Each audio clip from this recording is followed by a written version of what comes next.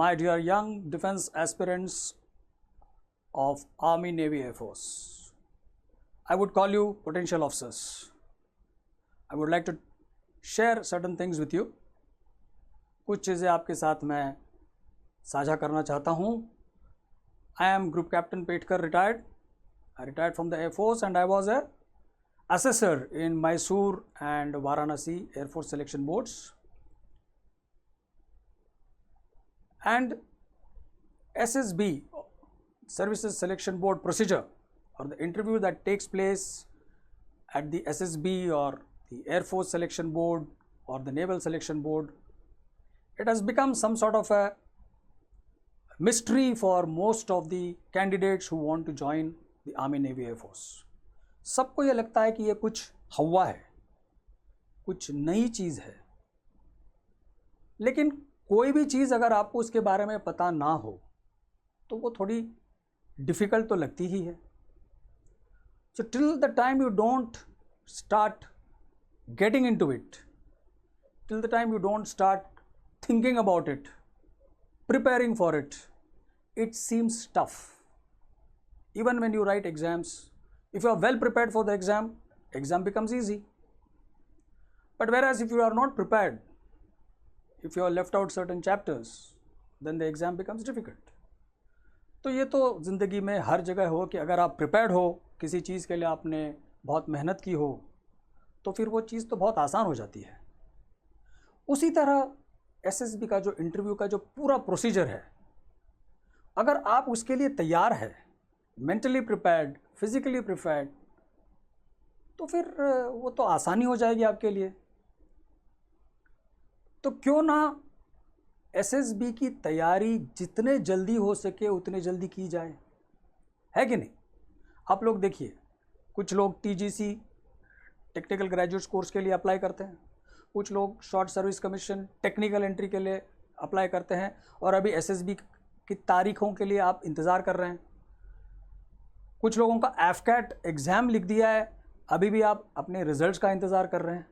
अभी एनडीए की एग्ज़ाम हो जाएगी, सीडीएस की एग्ज़ाम हो जाएगी, फिर से लोग इंतज़ार करेंगे उस एग्ज़ाम के रिजल्ट्स का. क्यों? एसएसबी ऐसी चीज़ है जो पर्सनालिटी डेवलपमेंट में भी बहुत फ़ायदा है उससे. अगर आप एसएसबी के बारे में पूरी तरह से जानकारी प्राप्त कर लेंगे, एक फॉर्मली एक जानकारी प्राप्त कर लेंगे, तो it is not only going to help you for SSB, it is also going to help you for other interviews whichever you are going to take in your life. It is going to build you up more as an individual. It is going to develop your personality. और अगर कुछ ऐसी चीज़ें हैं जिसके लिए आपको थोड़ा वक्त चाहिए, जिससे आप अपने आप को बेहतर इंसान बना सकते हैं, तो जितने जल्दी हो सके आपको एसएसबी की ट्रेनिंग लेनी चाहिए. ट्रेनिंग नहीं कहूँगा मैं, क्योंकि एसएसबी की कोई ट्रेनिंग नहीं होती है, लेकिन एसएसबी के बारे में जो जानकारी है, वहाँ का जो पूरा प्रोसीजर है, वहाँ पे क्या करना चाहिए, कैसे बर्ताव करना चाहिए, क्या क्या चीज़ें जिसमें अपने आप को और बेहतर बनाना चाहिए, इन सब के बारे में जो जानकारी आपको मिलती है, उससे आप एक बेहतर इंसान बनते हैं और पूरी तरह से तैयार रहते हैं एसएसबी में जाके अपना पूरा पोटेंशियल दिखाने के लिए. So you must actually take the SSB orientation as soon as possible, because see SSB is over a period of 5 days. 5 दिन तक तो SSB का जो पूरा इंटरव्यू चलता है, लेकिन जो सबसे पहला दिन होता है ना, जिस दिन स्क्रीनिंग, कुछ लोग उसको स्क्रीनिंग कहते हैं, कुछ लोग उसको स्टेज 1 कहते हैं, कुछ लोग उसको PP एंड DT कहते हैं, picture perception and discussion test. तो ये जो पहला दिन होता है, ये बहुत ज़्यादा महत्वपूर्ण होता है.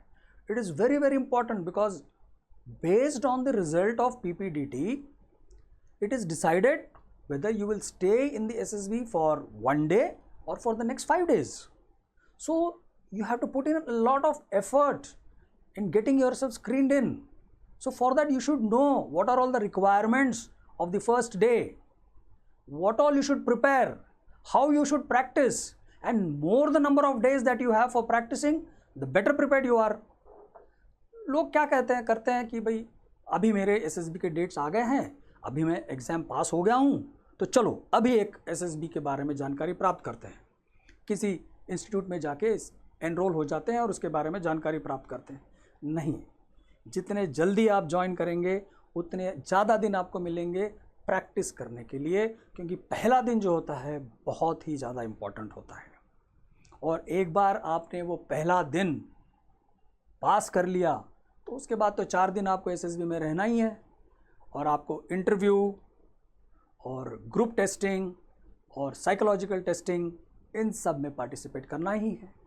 तो ये सब क्या टेस्ट है, इन सब के बारे में आपको किस तरह से तैयारी करनी है, क्या क्या आपको आगे करना है, कैसे प्रिपेयर करना है, what all you should try to gain knowledge about, how should you go about it, all this you need to know well in advance so that you are a better prepared individual for facing the interview board.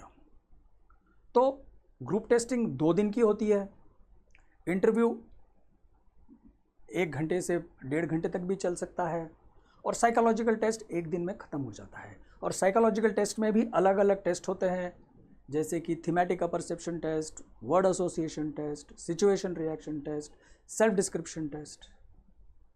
Group testing में तो 9 अलग अलग प्रकार के test होते हैं, कुछ 1 दिन में होते हैं, कुछ अगले दिन होते हैं। तो कैसे उसमें हम परफॉर्म करें, क्योंकि वो तो एक ग्रुप परफॉर्मेंस है।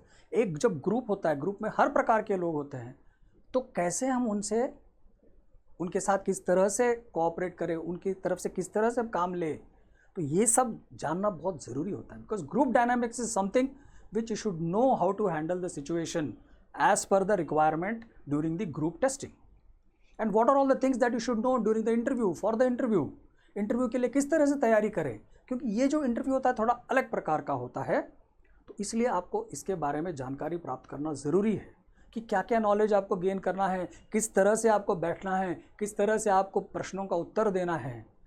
So these are all the things which you will know if you try to find out about SSB, if you join a formalized instruction about the SSB, and then you should also have sufficient time to practice all this.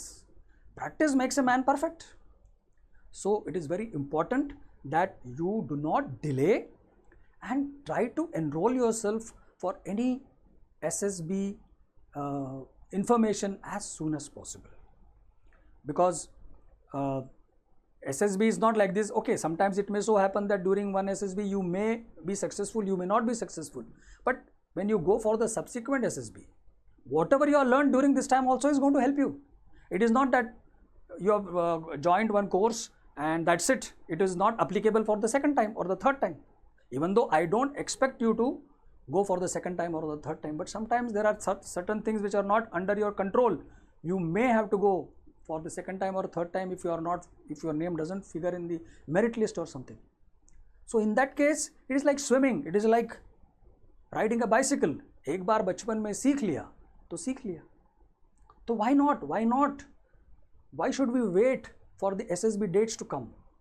Join the course as soon as possible, and apart from helping you to clear the SSB, it is also going to make you a better individual. एक अच्छा इंसान बनना है, personality development के लिए भी काम आता है, और बाकी जितने भी आपके परीक्षाएं हैं, जितने भी आपके इंटरव्यू है, उसके लिए भी आपको ये काम आता है। तो प्लीज़ बी वाइज इनफ, अपना डिसीजन जल्दी से लीजिए और enrol yourself for the SSB course. Thank you, all the very best to you.